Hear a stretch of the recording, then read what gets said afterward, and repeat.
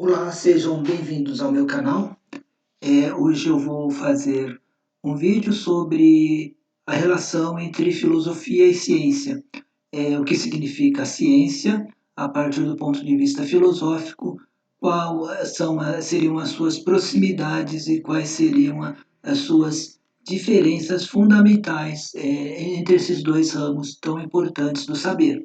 Eu vou me basear, para fazer esse vídeo, eu me baseei no livro do Silvio Galo, Filosofia, Experiência do Pensamento.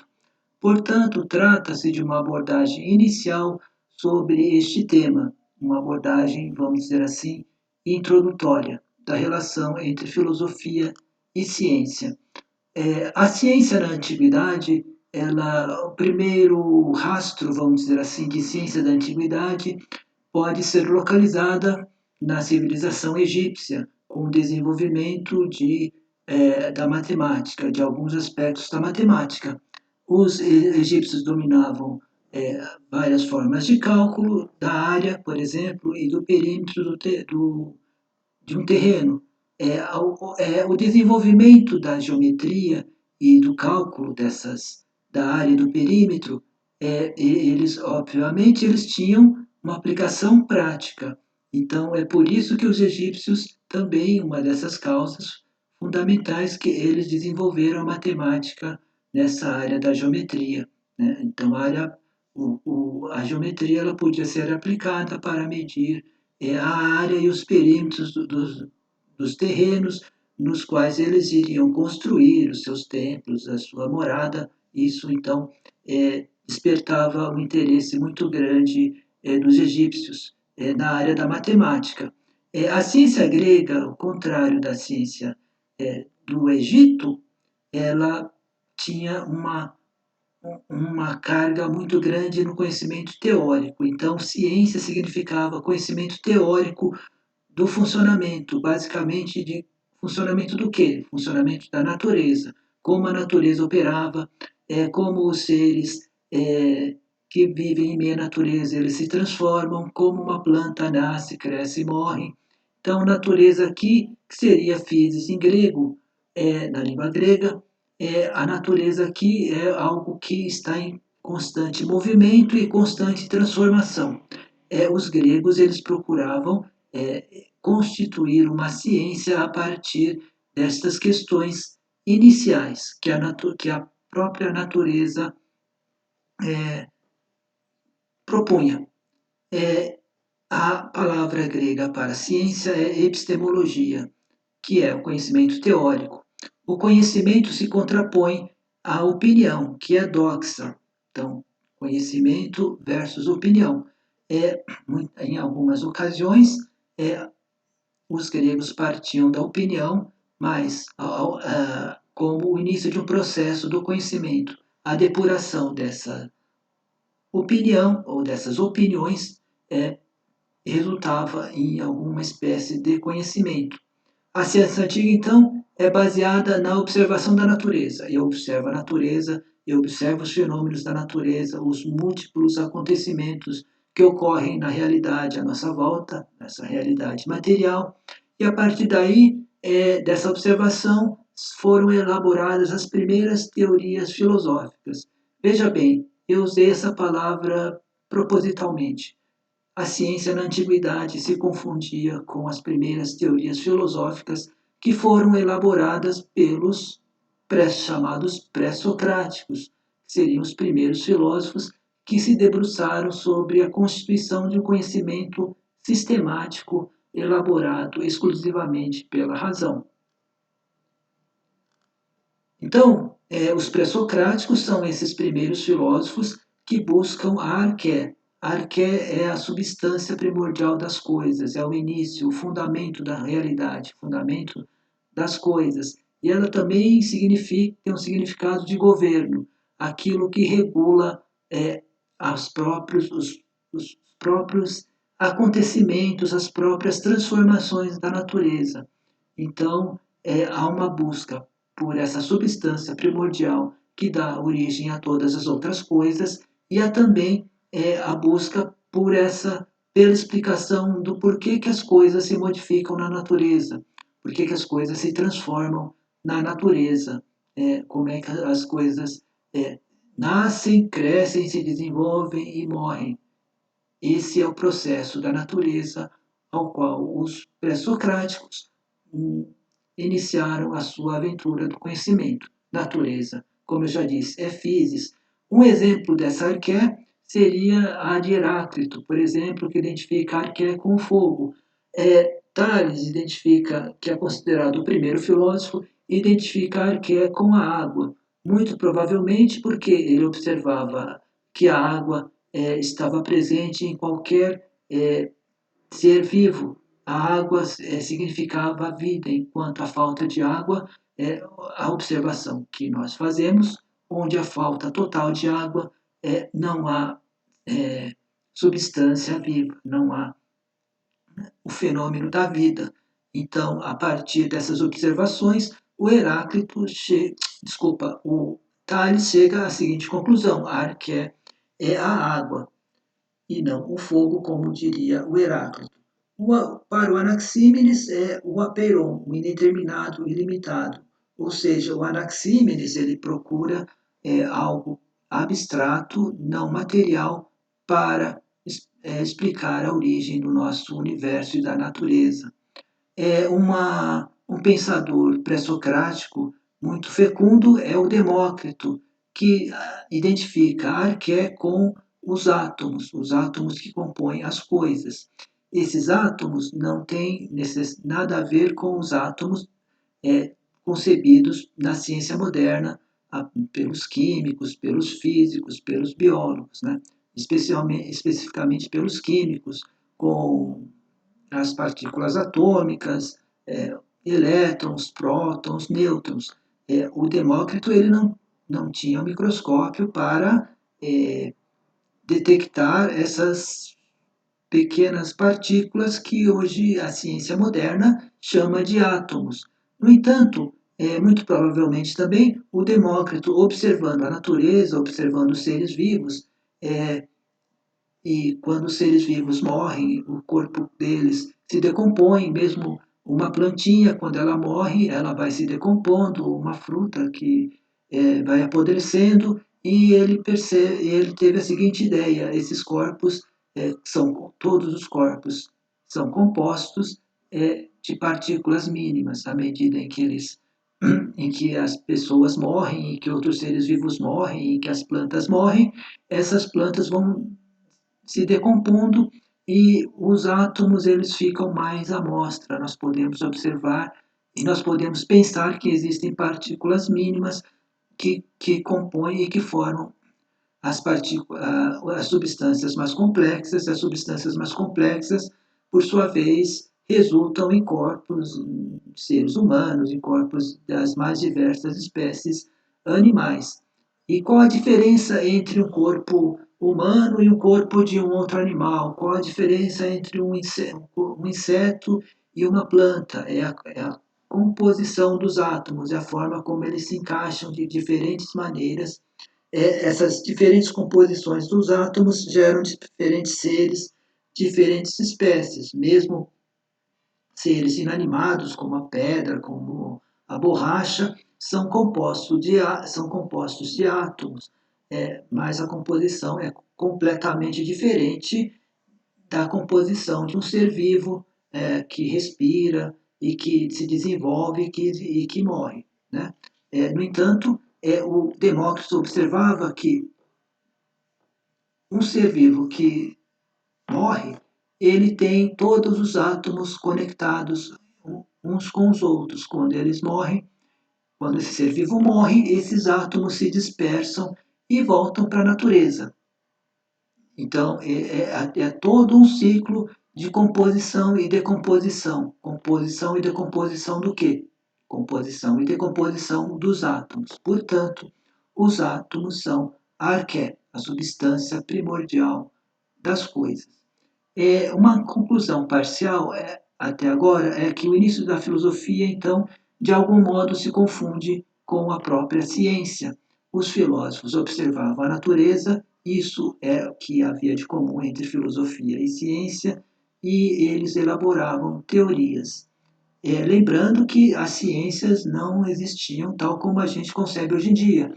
Hoje em dia, a física, a biologia, a química, há vários ramos independentes da biologia que estudam os fenômenos naturais. Naquela época, não havia a ciência tal como é constituída hoje em dia. Portanto, qualquer conhecimento sistemático, racional, que se constitui numa teoria, não era chamada de ciência, mas de filosofia.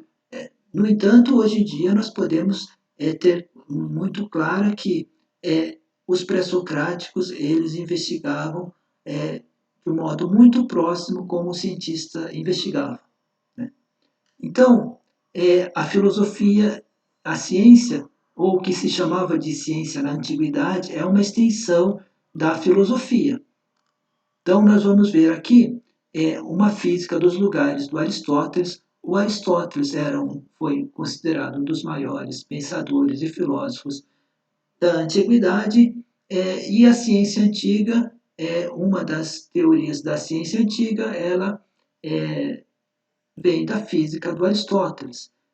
O Aristóteles ele conhecia profundamente todos os trabalhos, vamos dizer assim, científicos da época dele. Ele conhecia os trabalhos da astronomia, e a astronomia era elaborada pelo Ptolomeu, e então ele elaborou a física dele, que é considerada hoje em dia como uma parte da obra aristotélica, do corpus aristotélico.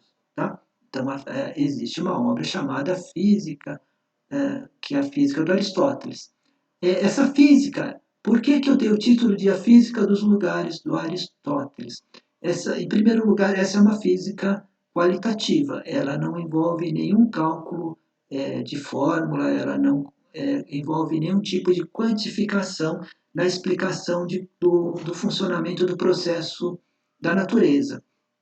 Nessa física dos lugares, cada corpo tem o seu destino, tem a sua causa final. Por quê? Porque cada corpo tem uma especificidade e essa especificidade determina o seu lugar natural. Então, esse lugar de destino é o lugar natural desse corpo. Uma pedra, por ser pesada, tem como lugar natural o centro da Terra. O fogo tem como lugar natural ir para o alto. Então, o lugar natural do fogo, ele é algo muito leve, muito é, etéreo, vamos dizer assim, ele tem como lugar natural o alto. A pedra, o lugar natural é a Terra, é o solo. Os astros, eles são concebidos pelo Aristóteles, pelos antigos, como corpos perfeitos. Eles são incorruptíveis e executam o movimento de rotação em torno da Terra. O que significa ser incorruptível? Aquele que não sofre mudança nenhuma.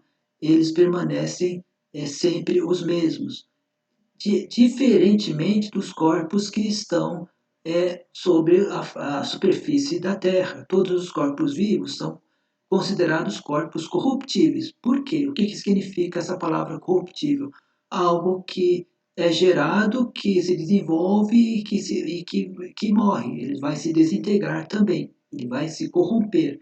Com o passar dos anos, o nosso corpo vai se corrompendo, vai se desgastando e em um certo momento cessa a vida desse corpo e ele se desintegra, ele acaba por se corromper. Os astros, eles nunca sofrem nenhum tipo de mudança. Isso era uma concepção lá dos gregos. E eles executavam um movimento de rotação, que era um movimento circular em torno da Terra. O movimento de rotação era considerado também o movimento mais perfeito. Em algum momento esse movimento de rotação parava? Não, porque exatamente o lugar natural dos astros não é fazer essa rotação em torno da Terra. Ele não vai para o alto nem para baixo. Ele permanece sempre à mesma distância da Terra. E havia as esferas elas eram, vamos dizer assim, uma espécie de suporte onde que dentro, em cada esfera, um planeta era encaixado. Então, o movimento era esse movimento contínuo e infinito de rotação em torno da Terra, ele era executado por essas esferas. Cada esfera encaixava um planeta. A Terra era considerada o centro do universo. Portanto, um desses planetas que giravam em torno da Terra era o Sol. Então, esta concepção de universo do Aristóteles é baseada na obra do Ptolomeu, que era o grande astrônomo da época antiga. Ora, nós vemos o dia nascer, o sol nascer no início do dia e depois ele se põe, né? Então, dá para perceber que esse tipo de concepção era perfeitamente plausível e totalmente conforme a observação que os homens faziam. Ora, eu não vejo, eu não faço uma observação, eu não estou fora da Terra fazendo uma observação que a Terra é que gira ao redor do Sol, como depois ocorreu na ciência moderna. Eu não tenho instrumentos, eu não tenho equipamentos, eu não tenho um arcabouço teórico para conceber que é o oposto, que é a Terra que gira ao redor do Sol. Eu observo todos os dias que o Sol nasce, ele atinge o pico e ele vai decaindo e aí surge a noite. Ou seja, qual que é a impressão que eu tenho ao fazer a observação da natureza? A Terra está no centro do universo, tudo gira ao redor da Terra. O universo também é considerado como finito, hierarquizado e as direções espaciais são absolutas. O que significa que as direções espaciais são absolutas?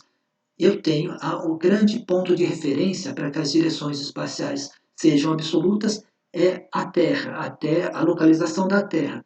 A Terra ela se encontra no centro do universo. Portanto, o que está acima da Terra é o alto, abaixo é uma direção abaixo, a esquerda, a direita e a esquerda. Todas essas são direções absolutas porque eu tenho um único ponto de referência, um ponto de referência absoluto, que é a Terra. A partir da Terra, eu vou definir as direções espaciais. Modernamente, as direções são relativas ao campo do observador, conforme o local que o observador está, é que a direção será indicada. Não há, então, uma direção absoluta. O espaço é hierarquizado. Acima estão os corpos perfeitos, há uma valoração. Então, a ciência por mais que ela tente se livrar de alguns conceitos que ela considera não científicos, para os gregos ainda havia uma valoração. Que tipo de valoração? Ora, os corpos, os astros, os planetas são corpos perfeitos. O círculo é o movimento perfeito. Então, os corpos perfeitos realizam o movimento circular. Os corpos perfeitos não se corrompem. Os corpos aqui da Terra realizam, em geral, o movimento retilíneo ou o que a gente descreveria como uma parábola. E isso é imperfeito. Os seres que vivem sobre a face da Terra são corruptíveis, eles morrem, eles perecem, eles não permanecem eternos. Portanto, eles são menos perfeitos que os astros. Então, há toda essa valoração, essa hierarquia quando se fala de natureza, quando se fala de universo. Bom, aí nós passamos para o Galileu e para a ciência moderna. Por que falar em Galileu e associá-lo à ciência moderna? Porque o Galileu foi o primeiro cientista, a primeira grande figura que deu expressão ao que a gente chama de ciência moderna. Como é que nós poderíamos caracterizar a ciência moderna?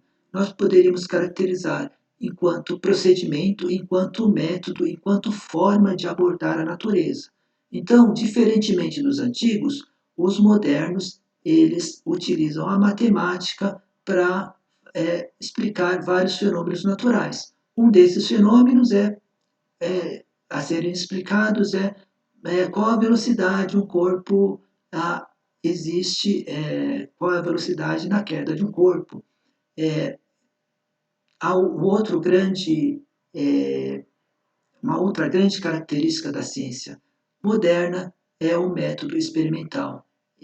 Experiências são feitas para verificar se uma teoria é verdadeira ou falsa. Ou seja, você matematiza a natureza, quantifica a natureza para explicar certos fenômenos que ocorrem na natureza. Você também utiliza o método experimental para confirmar ou refutar uma teoria. Então, aqui nós já vemos uma grande diferença entre filosofia e ciência. Toda teoria científica ela está pressupondo um método experimental. Ela tem que ter dentro da teoria dela formas para que a experiência seja realizada. E por que a experiência tem que ser realizada? Para confirmar ou refutar uma teoria científica. E nenhuma teoria filosófica prevê a experiência como um recurso último para estabelecer a sua verdade ou a sua falsidade. É por isso que, idealmente, existem as teorias científicas dominantes.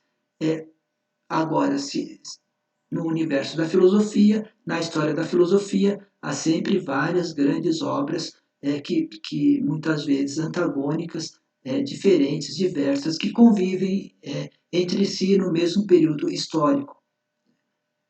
O universo também, além da matematização da natureza e da utilização do método experimental, o universo para os modernos, é considerado homogêneo e as direções são relativas, não absolutas, como na teoria do Aristóteles. O que significa que o universo é homogêneo? Não existe mais essa hierarquização do alto e do baixo. Né? Um corpo, por ele ser pesado, ele não tende naturalmente a ir para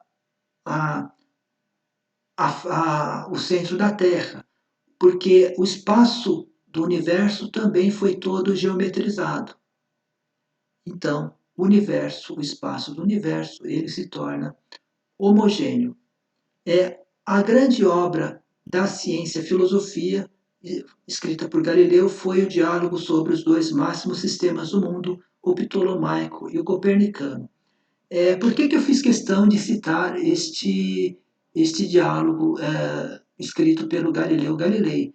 Porque na época do Galileu Galilei, a ciência ainda estava se constituindo como conhecimento autônomo da filosofia. Então, a base científica ainda era, em grande parte, também, ela se confundia com uma base filosófica. O que o diálogo traz de tão importante para a ciência e para a filosofia?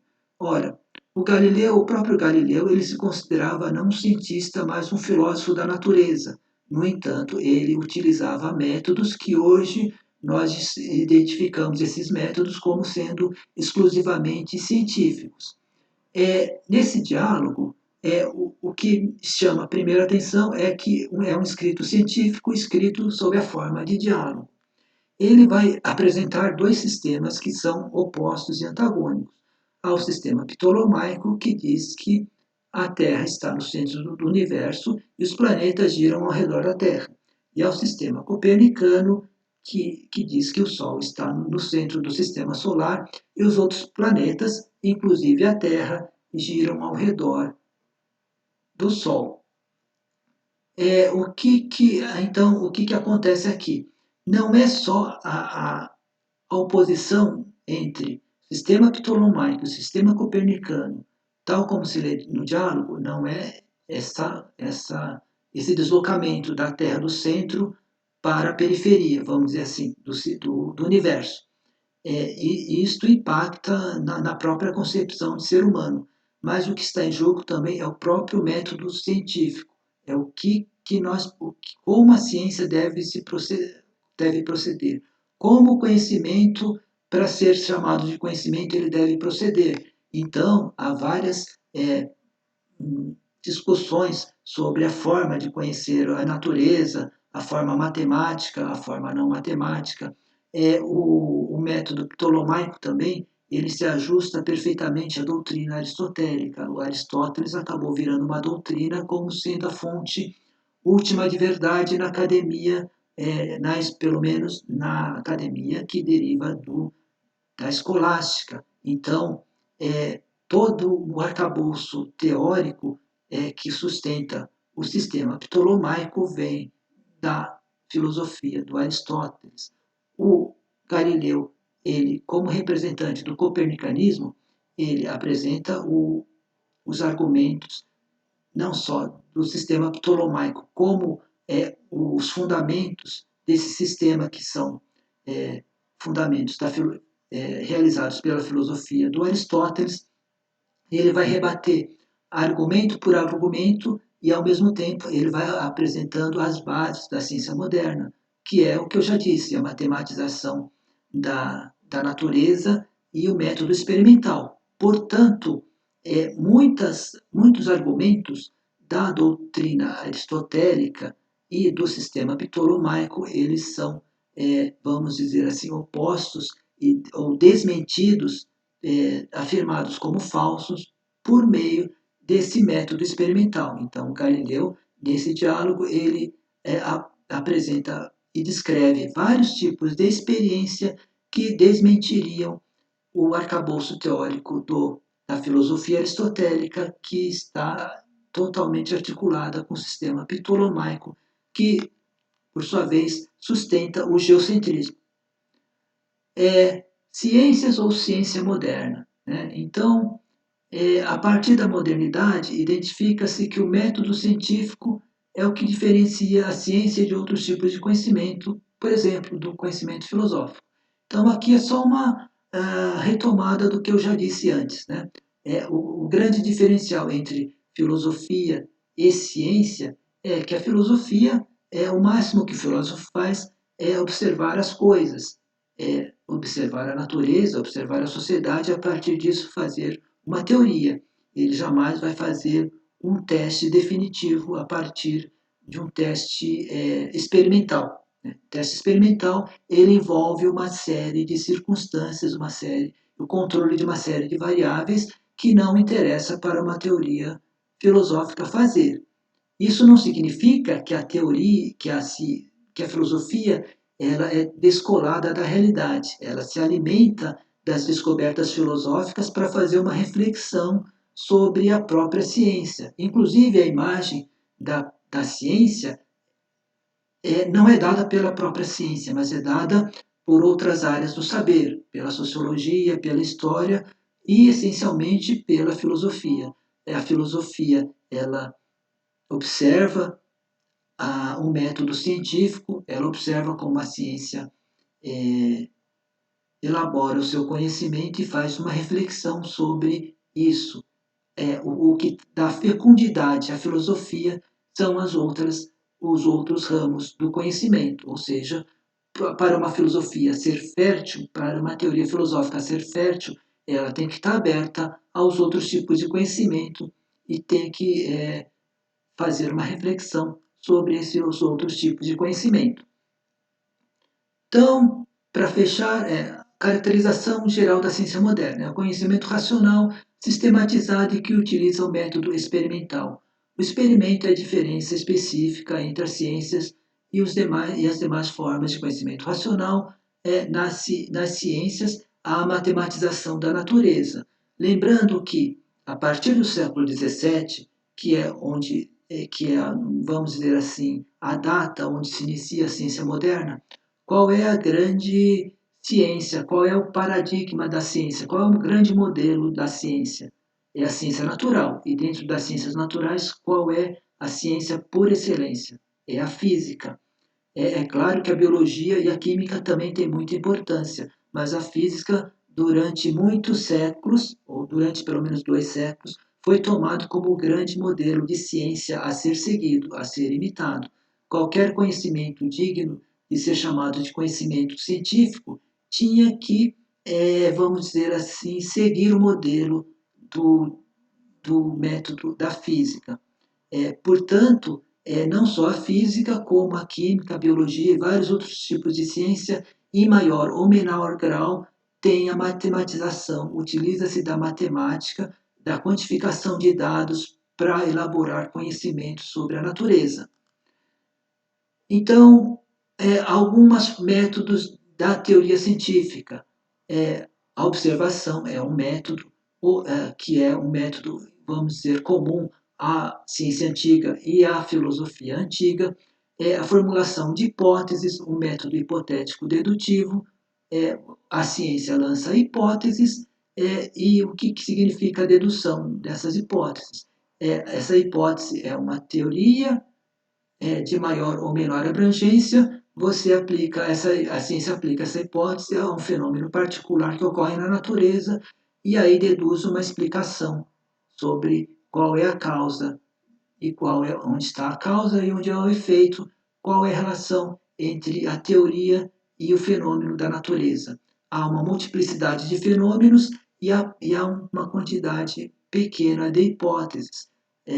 E isso é da teoria científica. A teoria científica ela é universal, enquanto vale para qualquer dado fenômeno natural. O fenômeno natural ele é múltiplo, ele é extenso, e uma teoria científica ela aplica essa hipótese a uma gama muito grande de fenômenos da natureza. Ela é universal, sendo aplicado a um particular para gerar uma explicação.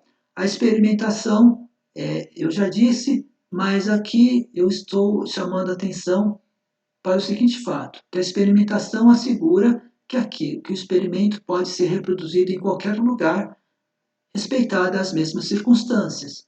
Então, eu tenho algumas circunstâncias que eu tenho que preparar para elaborar um experimento científico. Dadas essas circunstâncias, em qualquer século, em qualquer período histórico, o experimento deve dar o mesmo resultado. Em qualquer lugar geográfico, o experimento tem que dar o mesmo resultado. Portanto, não há espaço para milagre. O que seria um milagre? O milagre é aquele que ocorre uma vez e depois não ocorre mais. Portanto, o milagre tem a ver com. É por isso que o milagre tem a ver com religião, não tem a ver com ciência. Eu não sei as condições nas quais uma imagem de uma santa apareceu num lugar específico, numa data específica. Se eu pudesse reproduzir esse suposto milagre, ele deixaria de ser milagre para ser um fenômeno natural explicado pela ciência. Como ele ocorreu uma única vez e ele não se sabe se ele vai se repetir, não se sabe quais são as circunstâncias, nós não podemos estabelecer quais são a relação entre causa e efeito, portanto, isto não está no domínio da ciência, não está no domínio da experimentação. Uma terceira característica da ciência é oposta ao método hipotético dedutivo, é a generalização. Eu observo vários casos particulares, dentre esses vários casos particulares haverá diferenças, mas quando a ciência identifica que há pontos em comum entre esses vários casos particulares, apesar das suas diferenças, a ciência pode chegar a leis que são universais. As leis são a generalização desses casos particulares. Então, aqui eu faço o caminho oposto ao método hipotético dedutivo. Eu parto do particular em direção ao universal, ao geral.